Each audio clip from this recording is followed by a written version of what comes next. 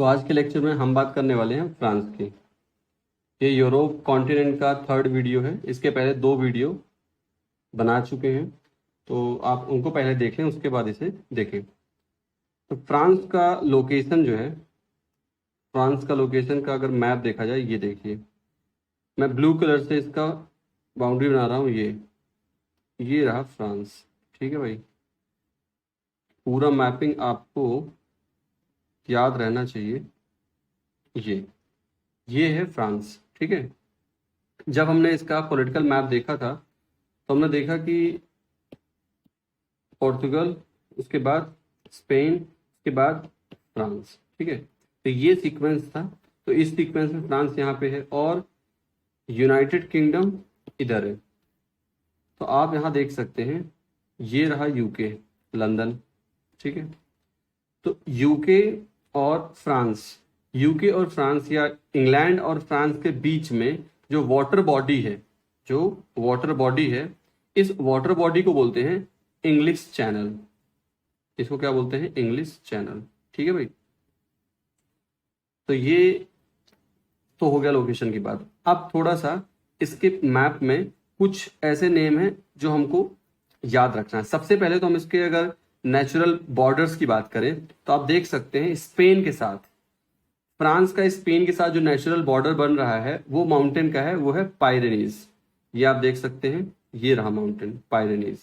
ठीक, फिर फ्रांस के बिल्कुल आप बीच में देखेंगे, ये रहा एक प्लेट्यू जैसा स्ट्रक्चर, इसको बोलेंगे मैसिव सेंट्रल। ठीक है भाई, इटली के साथ अगर इसके बॉर्डर की बात करें, ये रहा इटली। इटली के साथ अगर बॉर्डर की बात करें तो आल्प्स माउंटेन है, ये एक नेचुरल बॉर्डर बना रहा है इटली और फ्रांस के बीच में। फिर बात अगर करें स्विट्जरलैंड के साथ, तो स्विट्जरलैंड और फ्रांस के बीच में जो नेचुरल बॉर्डर है वो क्रिएट हो रहा है जूरा माउंटेन, JURA, जूरा। ठीक है, ये रहा जूरा माउंटेन। फिर बात अगर करें जर्मनी से, देखिए ये जो कंट्री है इधर, ये जर्मनी है। ठीक है भाई, और जर्मनी के बाद आप यहां देख सकते हैं, ये है बेल्जियम,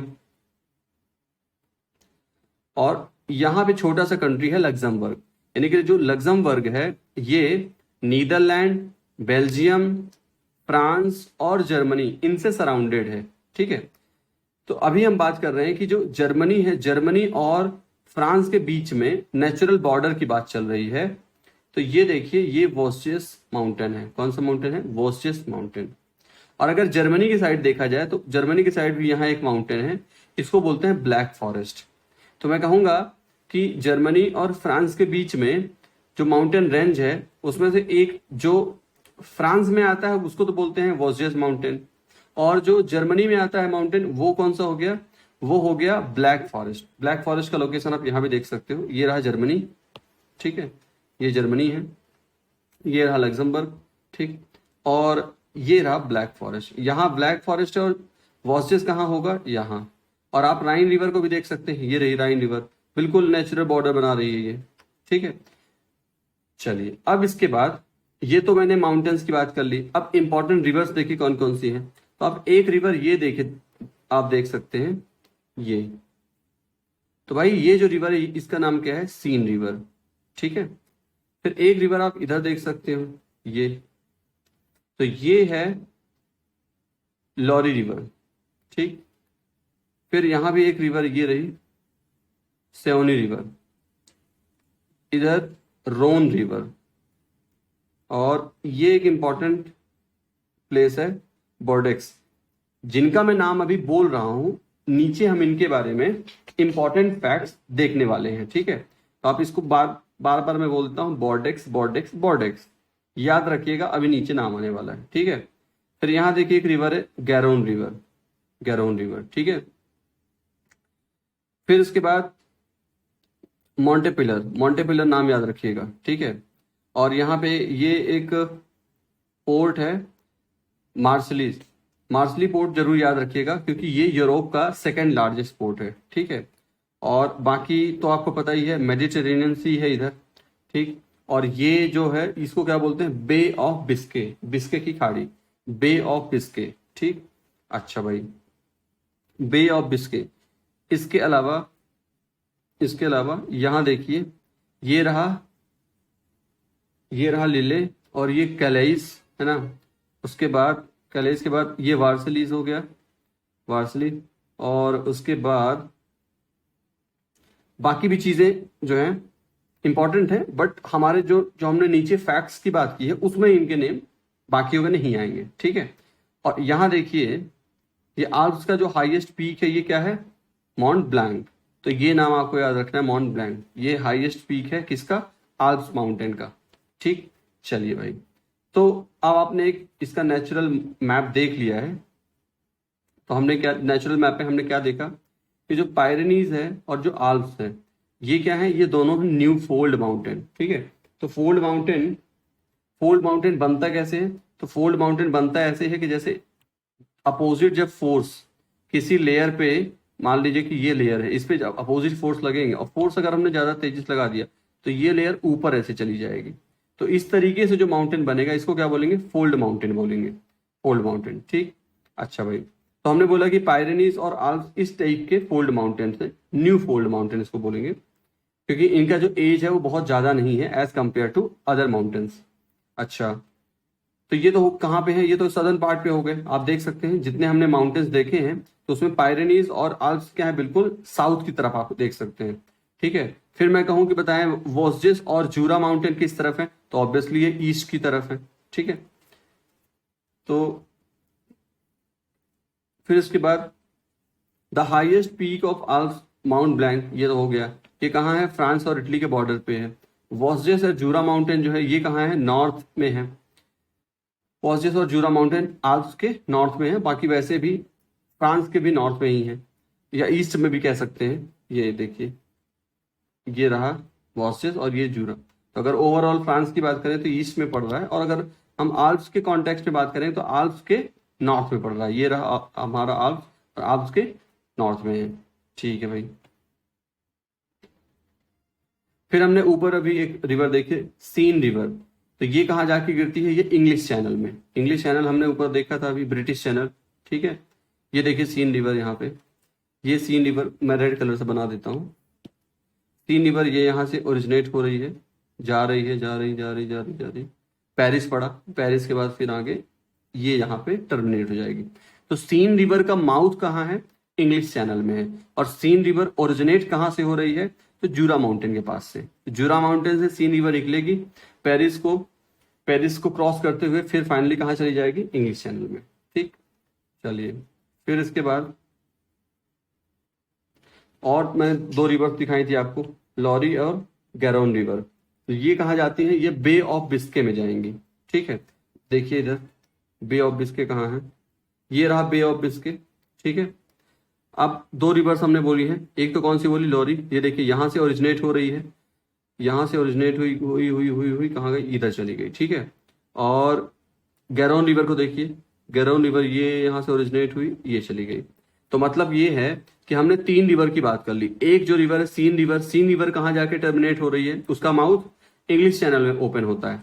और लॉरी रिवर और गैरोन रिवर का माउथ कहाँ ओपन हो रहा है, बे ऑफ बिस्के में, ठीक है भाई। और इसके अलावा ये रोन रिवर है, रोन रिवर को हम इस तरीके से दिखा रहे हैं, ये कहाँ जा रही है, मेडिटेरेनियन सी में। तो यहाँ की चार रिवर्स की हमने बात कर ली, जिसमें से दो रिवर्स, एक रिवर जो है सीन कहाँ जाके टर्मिनेट होती है, इंग्लिश चैनल में, इंग्लिश चैनल में। फिर दो रिवर्स हैं, वो कहाँ टर्मिनेट हो रही हैं, तो उसमें से एक लॉरी रिवर है और एक गैरोन रिवर है। ये दोनों बे ऑफ बिस्के में जा रहे हैं, बे ऑफ बिस्के। और एक रिवर है रोन रिवर, रोन कहाँ जा रही है, ये मेडिटेरेनियन सी में जा रही है, ठीक है भाई। अब इसके बाद आगे की बात करते हैं। अगर हम बात क्लाइमेट की करें, अगर हम बात क्लाइमेट की करें और रिलीफ की करें, यानी यहाँ फ्रांस में किस तरीके का क्लाइमेट है और किस तरीके की यहाँ पे स्ट्रक्चर्स है, माउंटेन, प्लेट्यू, ये सारी चीजें, तो इसको रिलीफ बोलेंगे, ठीक है। अगर इन दोनों के रिस्पेक्ट में बात करें तो हम कह सकते हैं कि फ्रांस बिल्कुल कैसा है, एक मिनी यूरोप जैसा है। कैसा है, मिनी यूरोप जैसा है। कैसे हम ये बात कह रहे हैं, ये ऐसे कह रहे हैं कि जो इसका नॉर्दर्न पार्ट है और जो वेस्टर्न पार्ट है वहां पे तो मैरीटाइम क्लाइमेट है। यानी कि हम ये कहना चाह रहे हैं कि फ्रांस का जो नॉर्दर्न पार्ट है और जो वेस्टर्न पार्ट है वहां का जो क्लाइमेट है वो कैसा है, मैरीटाइम। मैरीटाइम क्लाइमेट का मतलब ना ज्यादा बहुत ठंड है ना बहुत ज्यादा गर्मी है, ठीक है, क्योंकि आप समंदर के किनारे हो। इस वजह से देखिए इसका नॉर्थ वाला जो पार्ट है मैं डॉट डॉट करके दिखा रहा हूँ, ये डॉट डॉट करके दिखा रहे हैं, ये पूरा क्या है, यहाँ पे इंग्लिश चैनल है, नॉर्थ में आ गया इंग्लिश चैनल। और अगर वेस्ट की बात करें तो वेस्ट में आ गया अटलांटिक ओशियन। तो यार दोनों साइड से ये समंदर से ओशियन से सराउंडेड है, तो इसलिए यहाँ का जो क्लाइमेट है ये कैसा हो जाएगा, मैरीटाइम क्लाइमेट। तो अगर हम फ्रांस को जैसे अगर बनाए, हमने फ्रांस को मान लीजिए ऐसे बना लिया, तो ये वाला जो पार्ट है और ये वाला जो पार्ट है, ठीक, नॉर्थ वाला और वेस्ट वाला, यहाँ का जो क्लाइमेट है वो कैसा है, मैरीटाइम क्लाइमेट, ठीक, समुद्री जलवायु यहाँ में मिलेगी। अच्छा भाई, फिर इसके बाद अगर बात करें ईस्टर्न पार्ट की, वो कॉन्टिनेंटल टाइप का है। कॉन्टिनेंटल टाइप ऑफ क्लाइमेट यानी कि महाद्वीपीय प्रकार की जलवायु। कॉन्टिनेंटल टाइप ऑफ क्लाइमेट का मतलब होता है ये ऐसा क्लाइमेट है यहाँ ठंड भी जबरदस्त पड़ेगी और गर्मी भी जबरदस्त पड़ेगी। जैसे हम कहाँ की बात कर रहे हैं, हम ईस्टर्न साइड की कर रहे हैं। ये यहाँ का जो क्लाइमेट है कैसा है, ये कॉन्टिनेंटल टाइप का है, मतलब बहुत जबरदस्त ठंड और बहुत जबरदस्त गर्मी।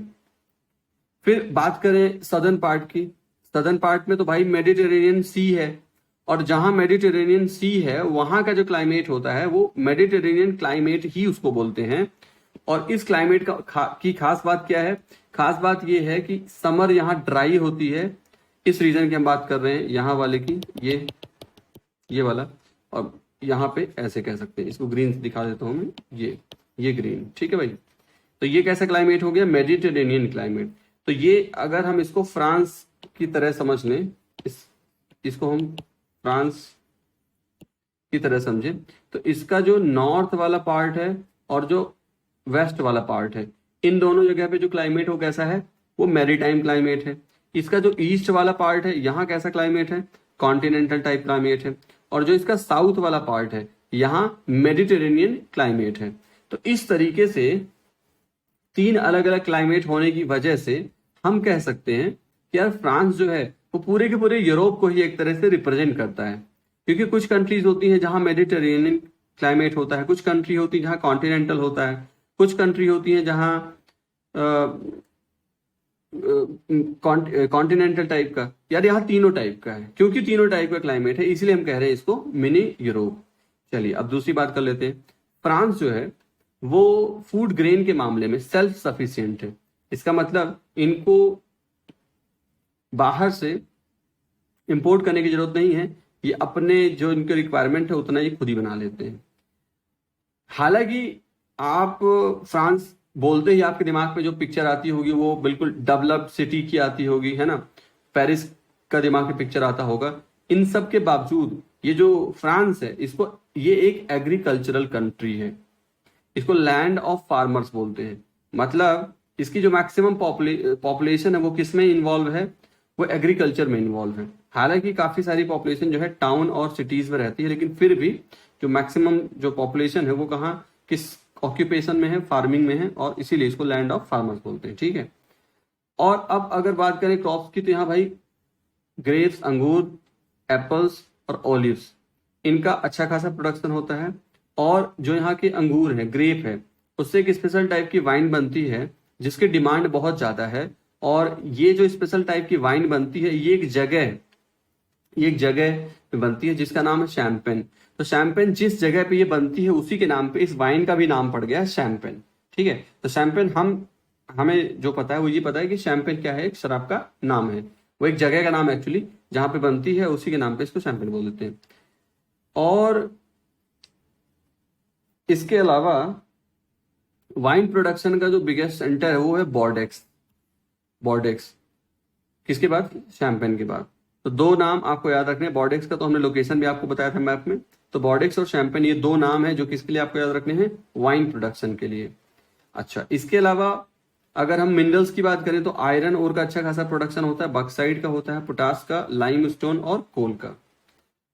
फिर इसके बाद 90% जो यहाँ का आयरन ओर है वो एक्सट्रैक्ट किया जाता है लॉरेन रीजन से। तो लॉरेन रीजन है यहाँ का जहां पे कि 90% जो आयरन है वहीं से एक्सट्रैक्ट किया जाता है।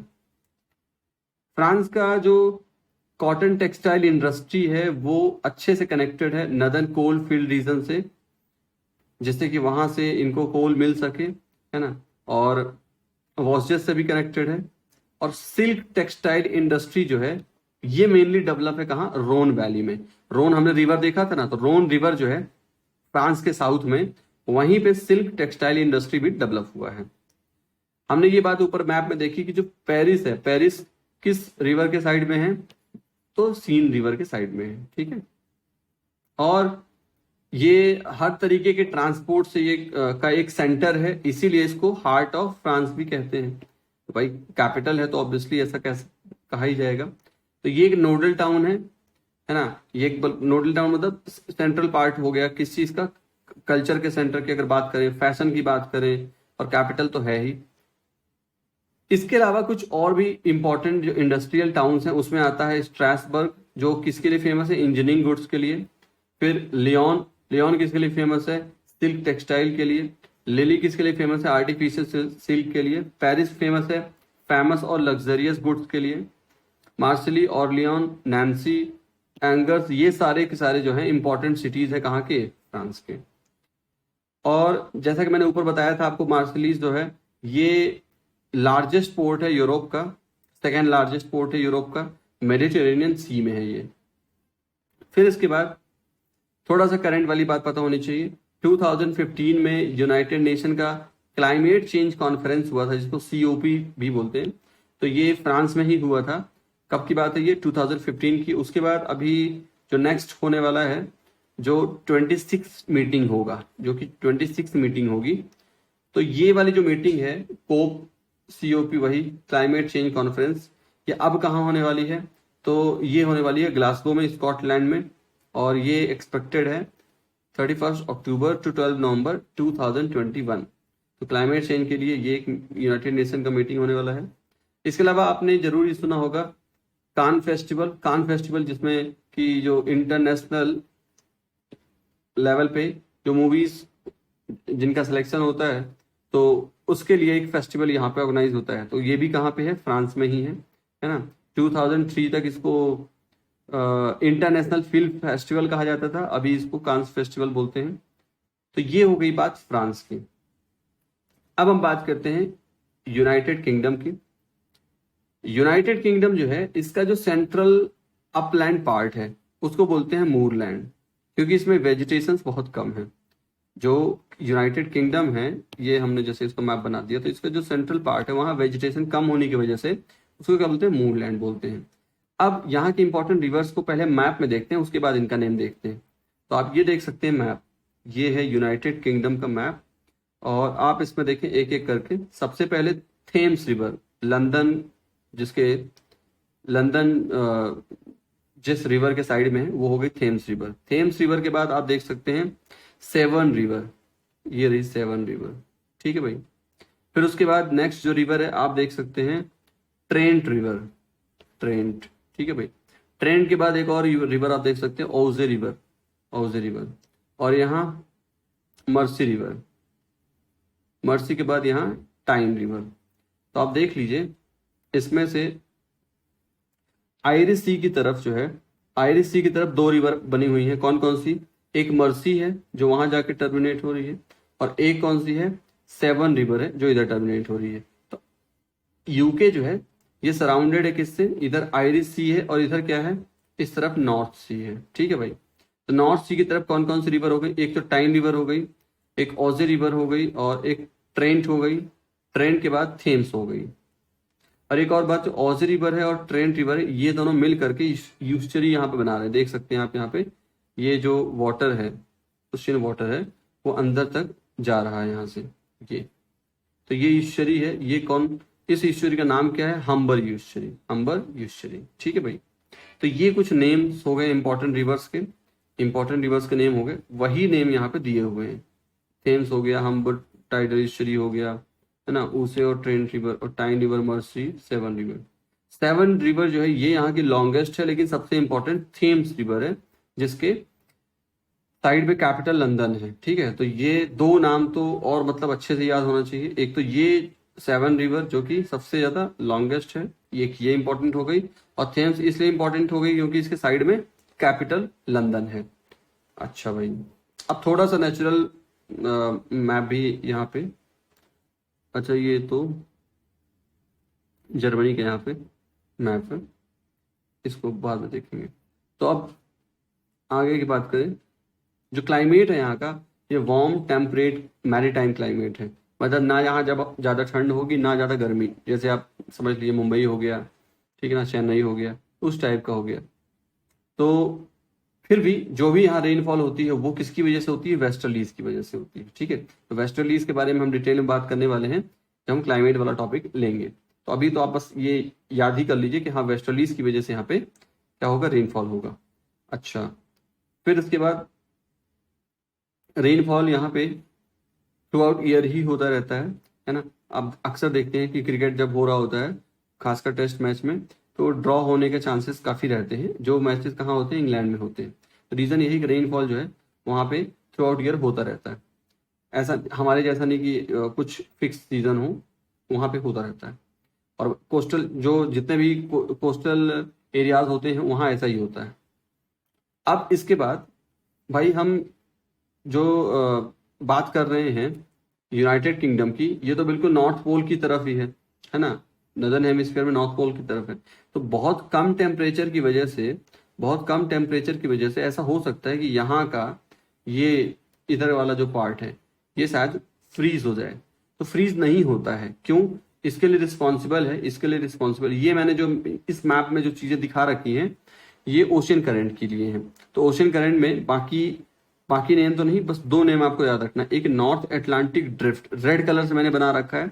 रेड कलर का मतलब है ये वार्म ओशियन करंट है ना, गर्म समुद्री धारा है। और एक मैंने ये दिखा रखा है गल्फ स्ट्रीम।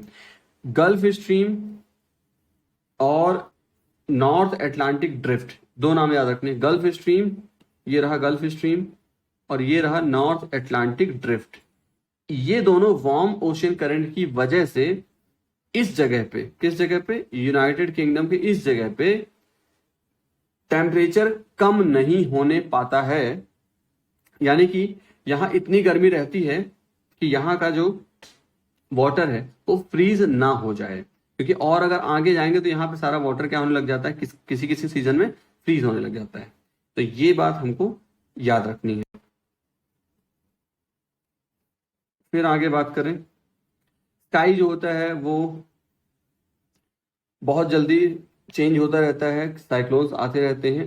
डॉगर बैंक जो है, डॉगर बैंक जो है, डॉगर बैंक वो एरिया है जहां पे फिशिंग के लिए एकदम परफेक्ट प्लेस है डॉगर बैंक। तो जो डॉगर बैंक है, डॉगर बैंक का जो एरिया है ये नॉर्थ सी में है। ऊपर अभी हमने देखा था नॉर्थ सी, ये देखिए ये रहा नॉर्थ सी। तो यहाँ यहीं पे आसपास कहीं पे क्या है? डॉगर बैंक। तो डॉगर बैंक जो है वो फेमस है किसके लिए? फिशिंग के लिए। और ये लगभग जो फैला हुआ है ये 100 किलोमीटर तक पूरा इसमें फैला हुआ है। टोटल देखा जाए तो स्क्वायर किलोमीटर में 17,000 अप्रोक्सीमेटली स्क्वायर किलोमीटर का है ये। और खास बात क्या है कि इसकी जो डेप्थ है वो बहुत ज्यादा नहीं है, 15 to 36 मीटर ही है। और 20 मीटर शैलोअर तक भी, मतलब सराउंडेड सी से, जिससे सराउंडेड है उसकी डेप्थ कितनी है? लगभग 20 मीटर तक, काफी कम है। तो यहाँ पे ये फिशिंग के लिए बहुत परफेक्ट प्लेस है डॉगर बैंक। और मेनली आपको दो नाम याद रखना है, एक कॉड फिश का नाम याद रखना और एक हेरिंग।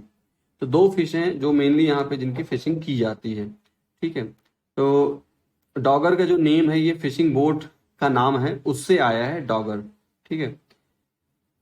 फिर इसके बाद कोल की अगर बात करें, नॉन मेटलिक मिनरल ये कहाँ से मिलता है? ये मिडलैंड हिल्स से मिलता है। स्कॉटलैंड की जो मिडलैंड हिल्स हैं ये फेमस है किसके लिए? कोल के लिए फेमस है। और इसके अलावा पेनिन हिल्स भी फेमस है नॉर्दर्न और साउदर्न वेल्स में, वहां से भी कोल मिलता है। बर्मिंघम जो है, बर्मिंघम मिडलैंड हिल्स रीजन पे ही लोकेटेड है। और ये लार्जेस्ट इंडस्ट्रियल रीजन है किसका, यूके का। इसको और क्या बोला जाता है, ब्लैक रीजन बोला जाता है। तो इसीलिए बोला जाता है क्योंकि ये इंडस्ट्री के लिए बहुत सुटेबल है। इसके अलावा ब्रेडफोर्ड और यॉर्कशायर जो है ये भी इंपॉर्टेंट सेंटर है किसके लिए, वुलन टेक्सटाइल के लिए। और मैनचेस्टर फेमस है किसके लिए, कॉटन टेक्सटाइल के लिए। और लंदन जो है खुद फेमस है किसके लिए, शिप मैन्युफैक्चरिंग के लिए। तो यहाँ का जो मेन जो रीजन है यहाँ का प्रॉस्पेरिटी का कि बहुत डेवलप्ड कंट्री है, ये मेन क्या है, फॉरेन ट्रेड। और हमें पता है कि इंडिया में ये लोग किस चीज के लिए आए थे, इसी चीज के लिए आए थे, फॉरेन ट्रेड के लिए, इसी पर्पज से आए थे। अब इंपॉर्टेंट आयरन और माइनिंग सेंटर्स हैं, लंकाशायर हो गया, यॉर्कशायर हो गया, हैम्पटनशायर हो गया, ऑक्सफोर्डशायर हो गया, ठीक है। और important iron steel industry centre Glasgow हो गया, न्यू कैसल हो गया, सैंसी हो गया, कार्डिफ हो गया, बर्मिंघम हो गया। इन सब का हम यहाँ पे मैपिंग में देख लेते हैं। ये देखिए, ये रहा ग्लासगो, बिल्कुल नॉर्थ में आप देख सकते हैं। ईस्ट की साइड आप देख सकते हैं न्यू कैसल, इधर यहाँ बर्मिंघम देख सकते हैं, स्वैंसी देख सकते हैं, कार्डिफ देख सकते हैं। तो तीन नाम आपके हो गए, तीन प्लेस कहाँ के हो गए, वेस्टर्न साइड में, और दो हो गए ईस्टर्न साइड में, ठीक है। तो ईस्टर्न साइड में न्यू कैसल और बर्मिंघम, और इस तरफ ग्लासगो, स्वांसी और कार्डिफ। और बाकी हमने कुछ और भी सेंटर, ये रहा यॉर्कशायर, रेड वाला पार्ट हमारा। ये ग्रीन वाला जो है ये लंकाशायर हो गया, ये ऑक्सफोर्डशायर यहाँ पे है, और पिंक कलर से बना रखा है नॉर्थहैम्पटन शायर, ठीक है। तो ये हो गई बात। फिर इसके बाद जो फॉरेन ट्रेड होता है, यहाँ का जो फॉरेन ट्रेड है ना, वो री एक्सपोर्ट वाला है। कैसा वाला है, री एक्सपोर्ट। और लंदन इसका एक इंपॉर्टेंट सेंटर है। इसके अलावा लिवरपूल भी एक इंपॉर्टेंट सेंटर है री एक्सपोर्ट का। अब ये समझते हैं री एक्सपोर्ट होता क्या है। ऐसे समझिए कि जैसे इंडिया है, ठीक है। अब आप इंडिया से मान लीजिए साउथ अफ्रीका कुछ अपना प्रोडक्ट सप्लाई करना चाहते हैं, तो उस पे जो जो आपको चार्ज देना पड़ेगा वो कितना देना पड़ेगा, 30%। अगर आप किस कंट्री में भेजते हो, साउथ अफ्रीका, तो साउथ अफ्रीका में जो टैक्स आपको पे करना पड़ता है वो कितना पे करना पड़ता है, 30%। लेकिन आपको पता चला कि यार दुबई में अगर मैं वही वही प्रोडक्ट एक्सपोर्ट करता हूं तो वहां मेरे को 0% टैक्स देना पड़ता है। कुछ कंट्रीज ऐसी होती हैं जहां पे टैक्स नहीं लगता है। इसी तरह से अगर दुबई से किसी सामान को साउथ अफ्रीका भेजना हो तो भी 0% टैक्स लगता है। तो आप क्या करोगे, डायरेक्ट इंडिया से साउथ अफ्रीका अपना प्रोडक्ट ना भेज करके पहले इंडिया से दुबई भेजा जाएगा, फिर दुबई से ये साउथ अफ्रीका भेजा जाएगा। ऑब्वियसली ट्रांसपोर्टेशन कॉस्ट आएगी, लेकिन वो इतनी ज्यादा नहीं होगी, 30% नहीं होगी, 30% से कम ही रहती है। तो जब कोई भी कंट्री अपने प्रोडक्ट को डायरेक्ट जिस डेस्टिनेशन पे भेजना है वहां डायरेक्ट ना भेज करके इनडायरेक्ट तरीके से भेजता है, तो इस तरीके के एक्सपोर्ट को क्या बोलते हैं, री एक्सपोर्ट बोलते हैं, ठीक है।